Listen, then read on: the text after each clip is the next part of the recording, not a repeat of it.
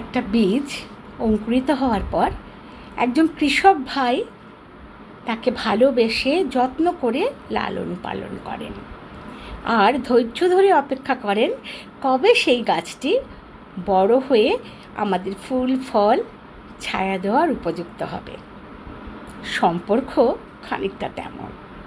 সম্পর্ক নামক বীজটিকে প্রথমে ভালোবাসা দিয়ে অঙ্কুরিত করতে হয়, তারপর তাকে অনুভূতি দিয়ে যত্নে লালন পালন করতে হয় আর ধৈর্য দিয়ে অপেক্ষা করতে হয় কবে সেই সম্পর্ক নামক গাছটি বড় হয় আর আমাদের ফুল ফল ছায়া আর ওই যে বেঁচে থাকার অবলম্বন অক্সিজেন দেওয়ার উপযুক্ত হয়ে ওঠে।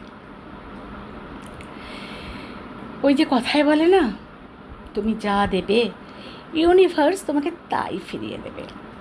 কোনো সম্পর্ককে যদি তুমি ভালোবাসা দাও, যত্ন দাও, তোমার সেবা, তোমার ত্যাগ দিয়ে আগলে রাখার চেষ্টা করো, সেও তোমাকে তাই দেবে।